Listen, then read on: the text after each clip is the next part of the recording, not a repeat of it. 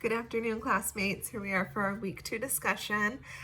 So we are looking at the positives and constraints of between class and within class grouping.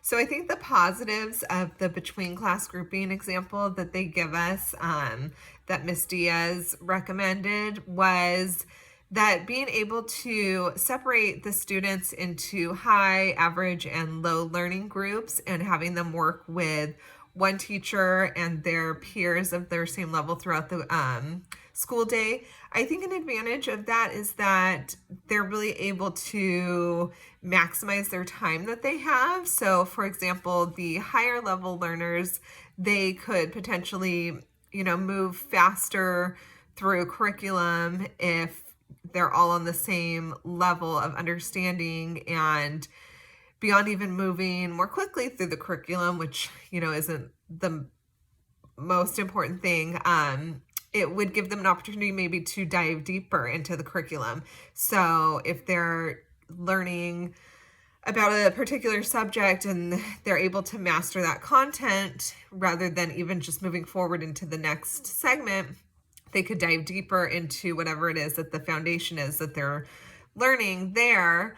And then also the kiddos who are more of like the average and low learners, they would hopefully have the supports in place of being with a teacher who's able to focus all of their efforts on making sure that the pacing of the class is on task with or on track with their abilities, and not be moving at a pace where they might fall behind, and then some kids never speak up for themselves, and then there they are just left without saying like, oh hey, I don't understand, and then those building block subjects are hard for them to really like catch back up on. Some constraints though to that between class grouping that Miss Diaz recommended is that those kids are not experiencing really like real world interactions if they're only being placed in a classroom where their peers are all of the same level as they are, academically speaking, intellectually speaking.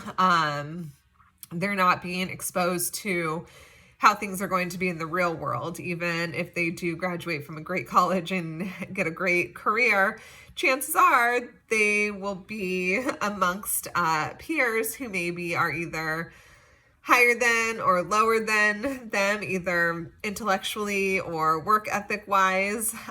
So having that constraint of not really seeing like the real world application of learning how to work with others who are not on your same level. So the positives to the within class grouping, I see the positives of that being able to have your higher learner kiddos be able to act as role models for your average and lower level. Not only are they able to act as role models, but, I think that it can also give those higher learners an understanding of what it is to help others and maybe build empathy for others and patience, and realize that everything doesn't just revolve around them.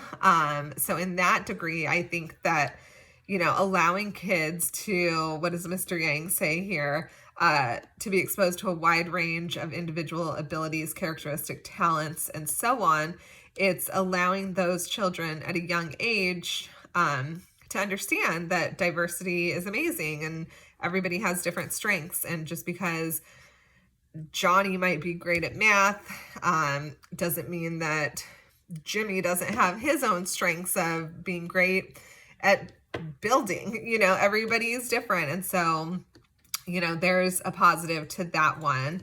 And then some constraints that about Mr. Yang's ideas. I think some constraints that can take place when you are doing that within class grouping is, maybe your higher level learners getting a little bit bored, not feeling so challenged. Your average learners, they're probably always I don't want to say probably always going to be average, but if they're not in a position where they're able to be pushed, then chances are they're going to stay more at that average level. And then even those lower level kiddos, if they're not getting as much of the individual focus and time, they might stay on those lower levels as well. And then do the needs of the students change with their age level? I can see this changing in more of like a social emotional way, whereas younger students might not really be affected as being, from being like pulled out for additional support. Whereas older kiddos, like middle school level, they might have more of that sense of, I don't want to call it shame, but like maybe a stigma surrounded by like, oh, I have to be pulled out because I'm not like as smart and I need more support.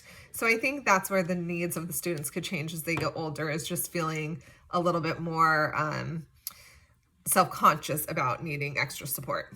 All right, thank you.